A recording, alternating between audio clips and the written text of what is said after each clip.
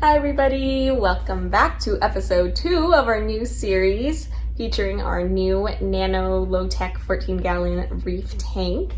Last episode you guys saw us do the hardscape, the cycling process, ended it with us getting our baby clownfish, Nemo and Timo. This week we're going to get our first coral, which is a zoanthid, and we're going to take you through some of our tips and tricks to get the most out of your zoas.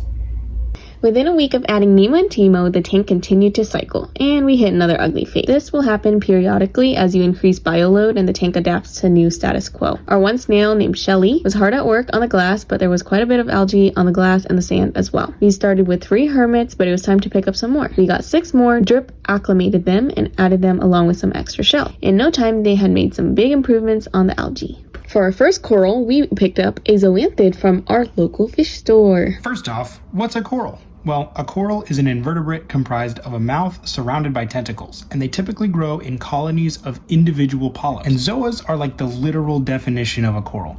You can clearly see each polyp, the mouth, and a ring of tentacles around it. Zoanthids are what are called a soft coral. Hobbyists typically break corals up into soft corals, LPS or large polyp stony corals, and SPS or small polyp stony corals. We'll go over these a little bit more as we add them into the tank. Soft corals do not grow a hard skeleton, so they don't suck up magnesium, calcium, and other minerals from the water to grow. They are also generally much hardier and easier to care for. Many soft corals, including zoas, are capable of photosynthesis, so that makes them extra easy for your reef tank since they can survive off just the light. Zoanthids are well known in the reef keeping hobby for their variety. They're found all over the world in basically every tropical reef. No matter what unique color combination you can think of, they exist. And they always have the weirdest names like purple people eater and scrambled eggs. Zoas like moderate to high lighting and flow, but they're pretty tolerant. If they're happy in your tank, they can grow incredibly quickly and you'll spot new polyps every few days. An important PSA about zoas is some of them contain an incredibly deadly toxin called palytoxin. As a general rule, you shouldn't stick your hands in the reef tank with open wounds or touch corals and then your face or eyes, but this goes extra for zoas. One species may have even been used to poison the tips of spears in ancient Maui.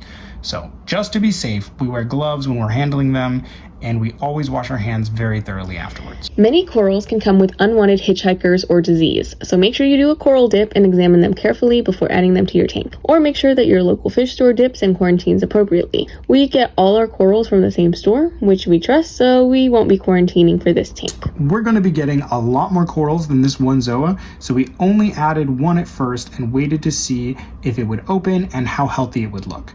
You can use this to test to see if your tank is done cycling, especially if you have other tanks that you can move that zoa to if it looks unhappy, or if you have a friend or the store willing to take it back. Just like our cleanup crew, we slowly drip acclimated it for an hour before adding it to the tank. We left it on a frag plug since we weren't sure whether we wanted to move it around or leave it as is. We added it with a dab of reef-safe cyanoacrylate super glue, but not so much that we couldn't remove it later if we wanted to change our mind on the placement. Within no time, it had opened up and it was looking pretty good. Here are some general tips for buying and growing your zoas. If you want to fill your tank in quickly, look for frags with lots of heads. These probably grow faster. If there are 2 frags, each $10, and one has 10 heads, and the other has 3, then the one with 10 probably grows faster generally. Zoas are hardy, but there are pests and diseases that can really hurt them. Zoapox is a common zoa killer. This is caused by debris getting trapped between the individual zoa polyps, which irritate them over time. You can prevent this by keeping them in a high flow area or cleaning them off with a pipette or a turkey baster during water changes. I also wouldn't recommend keeping them on the sand bed where critters can get detritus and sand all over them. There are so many different shapes and varieties of zoas, and not all of them like the same things. The truth is, some will do better with your tank's nutrients, flow, and light levels than others. My advice is, if you find a zoa that seems happy or to do well in your tank,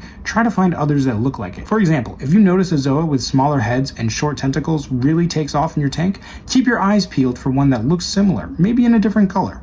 Odds are they will flourish as well. We're going to use this strategy to build a zoa garden over the next few months. This week we also got an iPhone lens kit. It has different colored lenses that help you film the reef tank since normally it's super blue. They just help the camera capture how it looks in real life, which we were really struggling with before, so we highly recommend these. We mostly use the orange filter.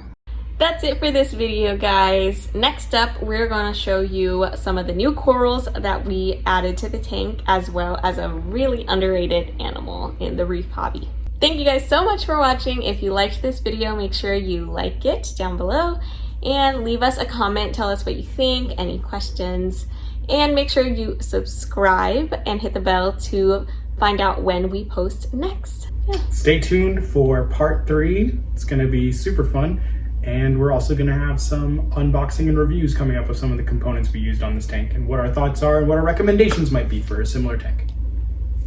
Bye.